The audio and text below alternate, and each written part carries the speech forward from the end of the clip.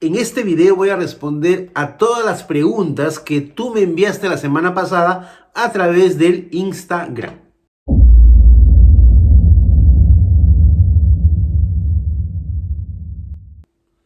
Buenas criaturas de YouTube. Aquí Lucho Aguilar de tu canal Lucina de Español y este es el tercer video que yo hago con las preguntas, o mejor dicho, respondiendo a todas las preguntas que ustedes me envían a través del Instagram.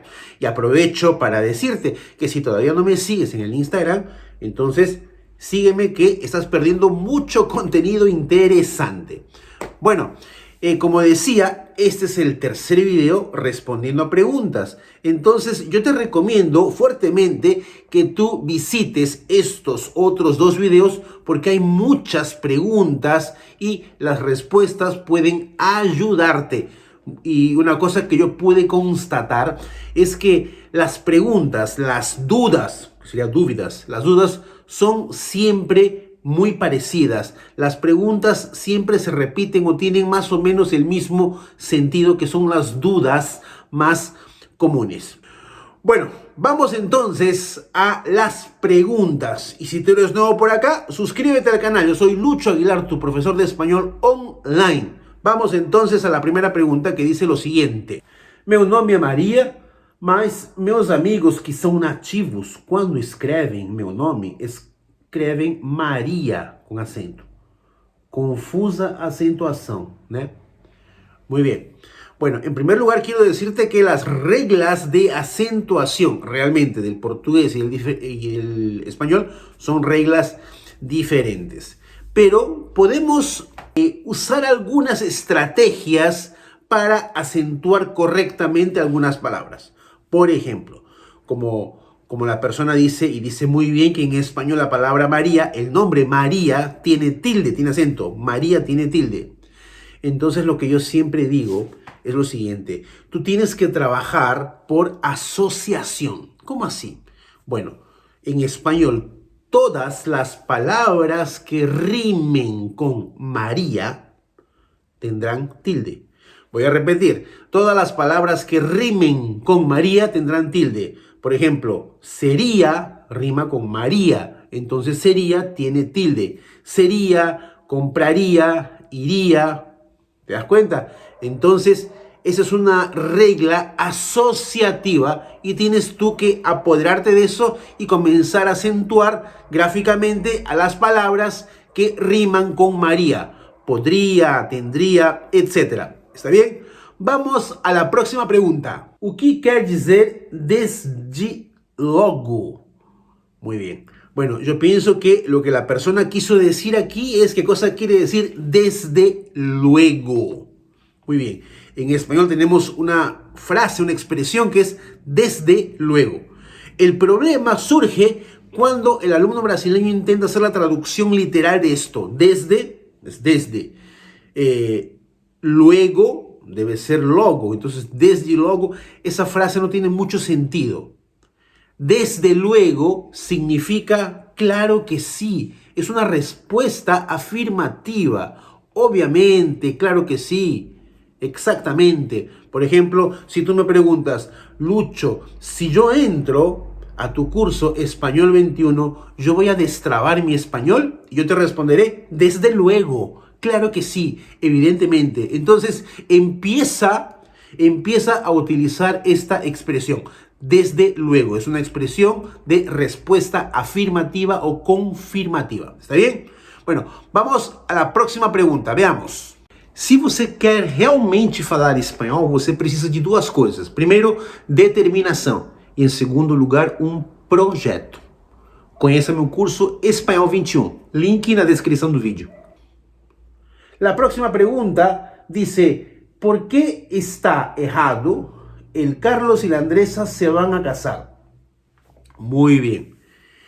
O Carlos y Andresa van a se casar. El problema aquí es que en español los nombres propios, Carlos, María, en fin, los nombres propios, los nombres de persona no pueden tener artículo antes, artículo definido. O sea, en portugués tú puedes decir, ¿cadê o João? En español yo no puedo decir, ¿dónde está el Juan? Entonces, los nombres masculino y femenino no deben tener artículo antes. Es equivocado decir el Lucho, la María. Totalmente equivocado. Entonces, el error de esa frase es colocar el antes de el nombre masculino y la antes del nombre propio femenino. ¿Está bien? Mucho cuidado con eso. Próxima pregunta. La próxima pregunta dice: acho desnecessário botar interrogação no inicio da frase. Muy bien. Bueno, realmente es un trabajo extra que hacemos en español colocando la interrogación al inicio de la frase, pero esto tiene mucha utilidad. ¿Por qué tiene mucha utilidad? ¿No sería más práctico colocar apenas al final? ¿Cuál es la utilidad de colocar al inicio de la frase? Bueno, yo no sé si esto ya ocurrió contigo, pero de repente sí. ¿Alguna vez cuando tú estabas leyendo un texto, llegaste al final de la frase y viste la interrogación y dijiste, ups, tengo que modificar mi entonación porque era una pregunta?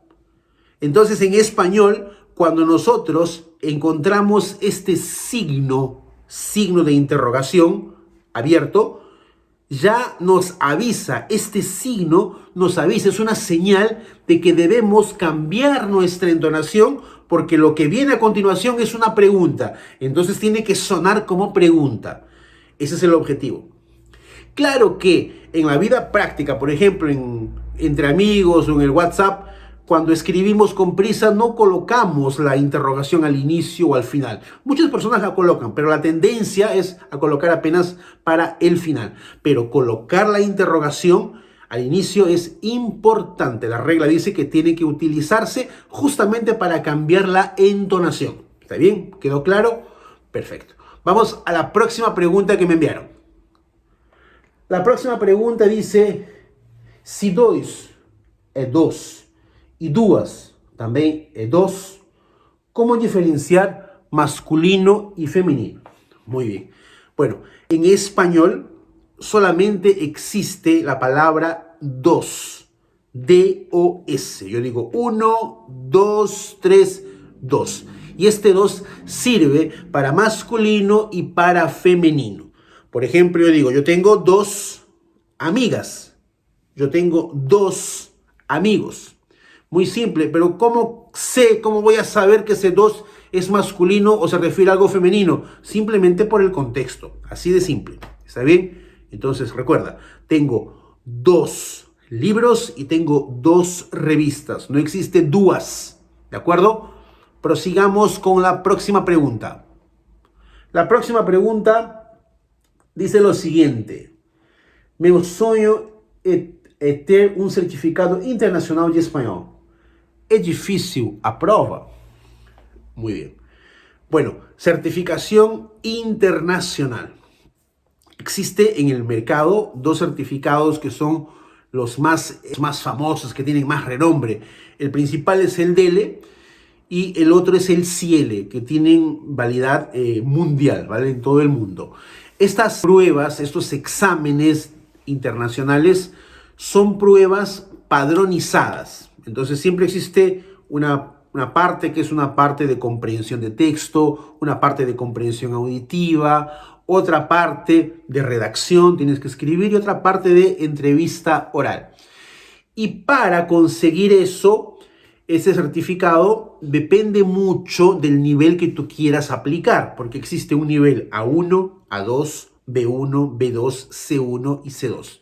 Ahora, independiente, claro, un certificado de nivel A1 o A2 es muy simple, muy fácil de alcanzar. Pero un nivel a partir del B1, B2, C1 o C2, ya la historia es un poquito diferente. Pero en general, no es una prueba difícil si la persona sabe las técnicas, que es justamente lo que yo les enseño a mis alumnos particulares que hacen estas pruebas, ¿no? Del CIELE y del DELE. La persona tiene que conocer bien la prueba, conocer las técnicas, porque para ir bien, ¿sí? Para tener éxito en este tipo de pruebas, la persona tiene que prepararse para la prueba.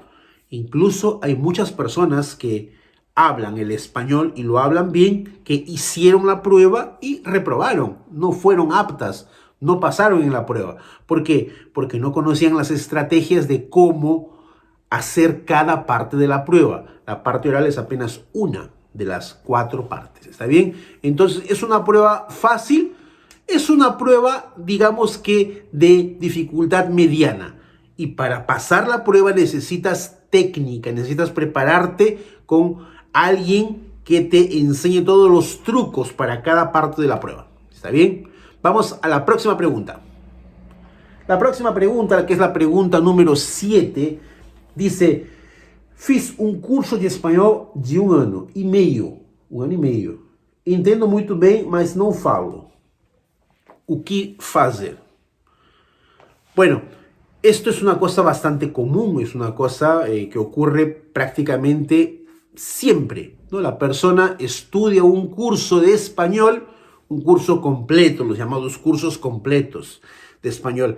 Puede ser un curso presencial, puede ser un curso online, y después que la persona estudió, la persona no habla, pero entiende, claro, estuvo casi 1 año con el curso, un poco más, entonces escuchó algunas cosas, entiende bien. El problema no es entender, el problema es hablar.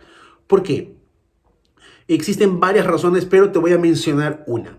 Cuando las personas estudian un curso de inglés o de español o de cualquier idioma, las personas aprenden muchas cosas. Quiero que tú pienses así. Las personas aprenden muchas cosas en el nivel básico, muchas cosas en el nivel intermedio y muchas cosas en el nivel avanzado. Esta clasificación de los niveles es una invención, ¿sí? Pero las personas aprenden mucho contenido en cada una de estas cosas. Y el alumno que está aprendiendo, el alumno no sabe cuál es la parte más importante para que practique encima de esa parte, para que practique encima de esas clases y consiga la comunicación oral. Entonces, como lo que estos cursos quieren es que tú te quedes el mayor tiempo posible en la escuela, entonces siempre va apareciendo nuevo contenido, y el alumno ve tanto contenido que no sabe qué cosa es importante. Y eso es justamente la propuesta, una de las propuestas de mi curso Español 21, porque yo veo cuáles son los puntos que te van a hacer hablar del básico, del intermedio y del avanzado. Los reuní en mi curso y encima de esas cosas reunidas, mucha práctica, mucho entrenamiento. Entonces las personas no hablan, pero entienden justamente por causa de eso, por el exceso de información y el poco tiempo para practicar lo que realmente es necesario. El alumno confunde lo accesorio con lo necesario. Y el alumno no sabe diferenciar eso porque no le enseñaron. Y piensan que todo lo que aprendió es importante y hay cosas que no son importantes para poder hablar. ¿Está bien? Próxima pregunta. La próxima pregunta dice lo siguiente: aprendi inglês traduzindo tudo rapidinho na minha cabeça. Na época, os teachers falavam que era errado. Agora pretendo aprender espanhol. Errado aprender como eu fiz? No hay nada de equivocado en aprender inglés o cualquier idioma de la forma que tú aprendiste. Lo que importa es el resultado. Si tú aprendiste inglés haciendo traducciones rápidas en tu cabeza y hoy logras comunicarte en inglés, entonces, perfecto, continúa, el método funciona. Es más, yo siempre digo que tu idioma, el portugués, te ayuda mucho porque es una base para que tú aprendas otro idioma. Entonces yo nunca voy a decirte que tienes que agarrar tu portugués y eliminarlo porque tienes que aprender español, tienes que pensar 100% en español.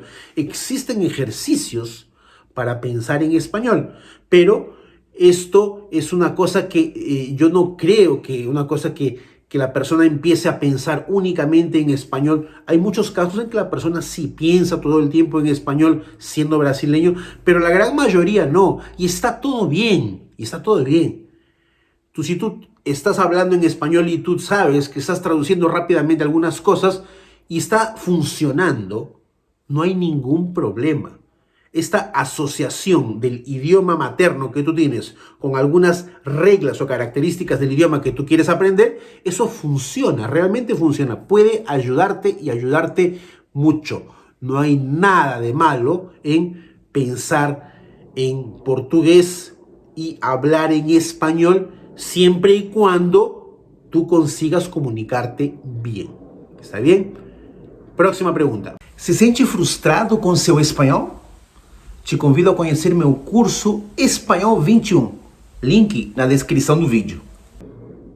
La próxima pregunta, la pregunta número 9 dice: vocês falam muito a palavra tampouco, mas acho o significado é outro. Tira esa dúvida para mí, por favor. Palabra tampoco. Muy bien. En español es tampoco, no es tampoco con OU como en portugués. Es tampoco, tampoco. Y lo que tú tienes que recordar es lo siguiente, lo que tienes que grabar es cuando tú dices yo tampoco, significa eu também não. Yo tampoco. Entonces, basta recordar esta frase. Yo tampoco significa eu também não. Por ejemplo, la persona dice, yo no quiero ir al cine, yo tampoco. Yo no quiero comer pizza, yo tampoco. Eu também não. ¿Está bien? Entonces, guarda esa frase, anótala, porque te va a hacer entender muy bien, porque realmente el tampoco del español no tiene nada que ver con el tampoco del portugués. Próxima pregunta. La próxima pregunta, la pregunta número 10, dice, gosto de ler notícias, mas não gosto de ler livros. ¿Isso me ayuda na fluencia?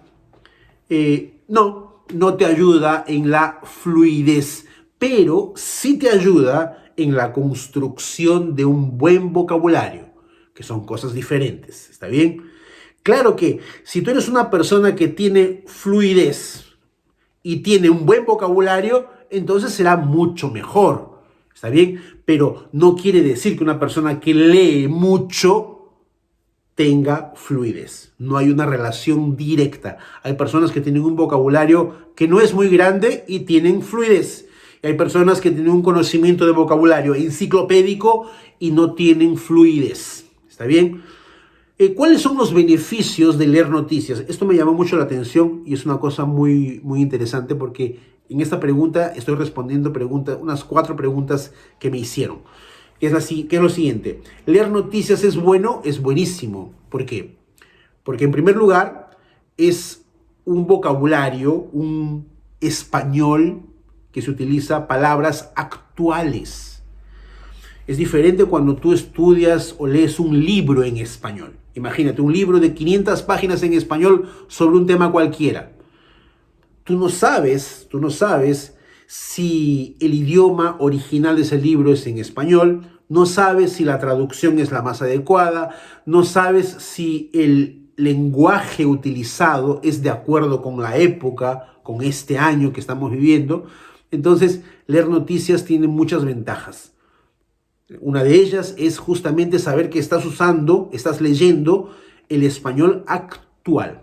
En segundo lugar, por ser escrito por periodistas, jornalistas, se supone que es un español que está bien escrito.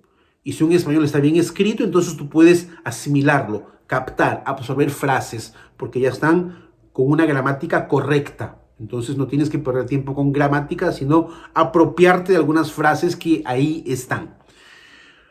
Otra ventaja de las noticias, porque me gustan mucho las noticias, es que no te cansas, porque generalmente las noticias son cortas. Imagínate, un libro de 500 páginas, estás en la página número 20 y ya sientes que el libro es muy aburrido, entonces imagínate qué terrible leer ese libro. Ahora, cuando son noticias es muy fácil. Tú buscas la noticia que a ti te interesa, si es deporte, política, economía, etc. Entonces, muy bueno leer noticias para adquirir un vocabulario fuerte y poderoso. Pero, cuidado, eso no quiere decir que tú vas a tener la fluidez. Son cosas diferentes. ¿Está bien? Vamos a la próxima pregunta. La próxima pregunta, que es la pregunta número 11, dice, yo me levanto sería informal y yo levántome sería formal. Yo me levanto sería informal y yo levántome sería formal. No, de ninguna manera. El verbo levantarse se conjuga así. Yo me levanto, tú te levantas. Yo me levanto. No existe yo levántome.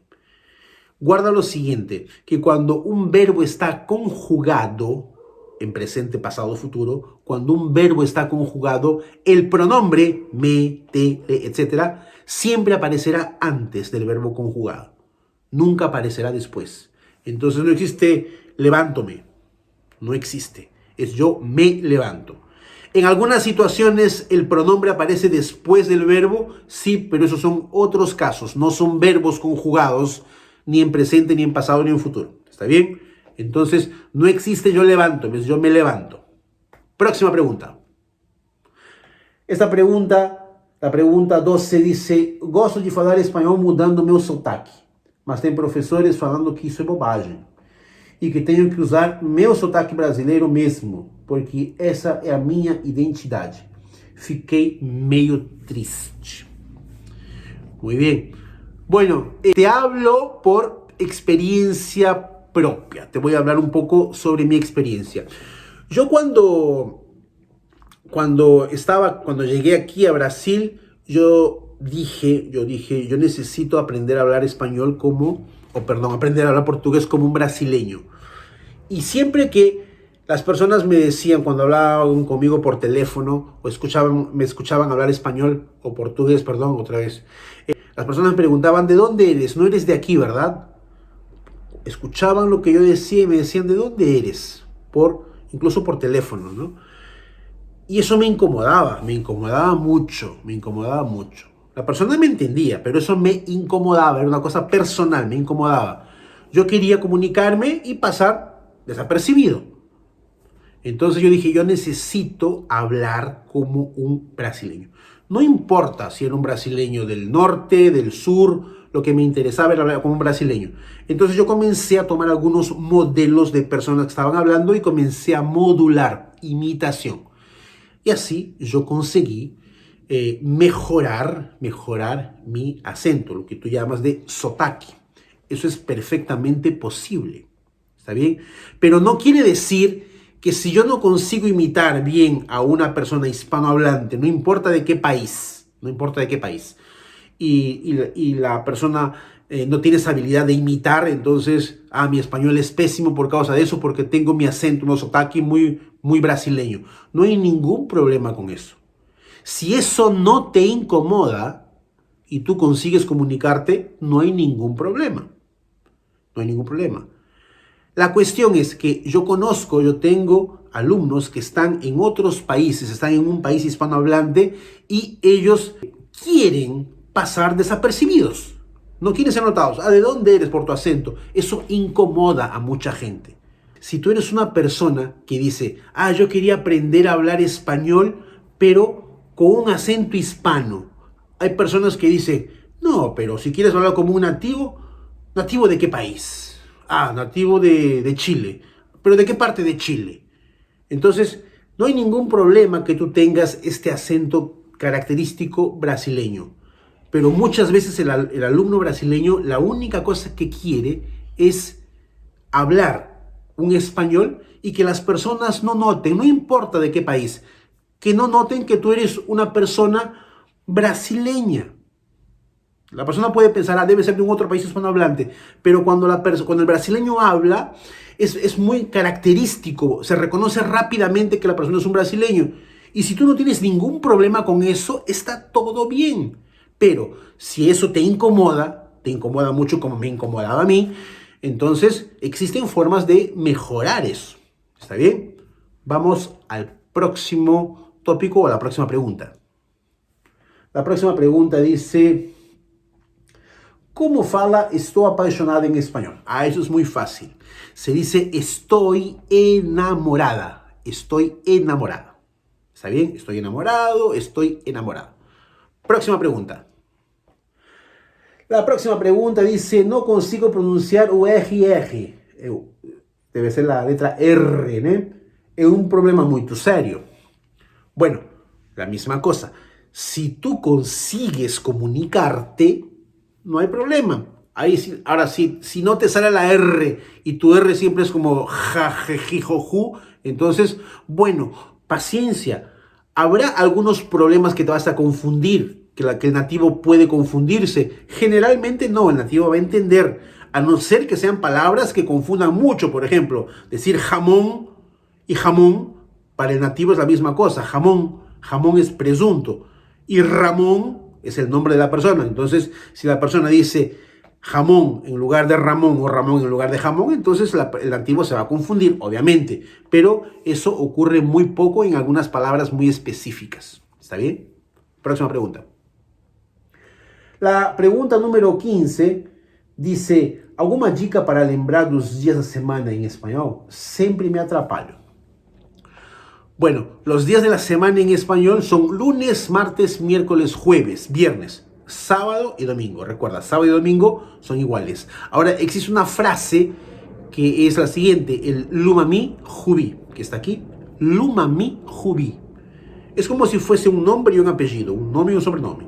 Lumami es el nombre y jubi es el apellido. Si tú recuerdas el nombre de esta persona, que es Lumami jubi, lunes, martes, miércoles, jueves, viernes. Lumami es lunes, martes, miércoles. Jubi, jueves y viernes. ¿Está bien? Eso puede ayudarte mucho. Próxima pregunta. La próxima pregunta dice: no final de un e-mail formal escrevemos atenciosamente. ¿En español es igual? No. En español vas a decir atentamente. Atentamente. ¿Está bien? Atenciosamente no existe en español, es atentamente.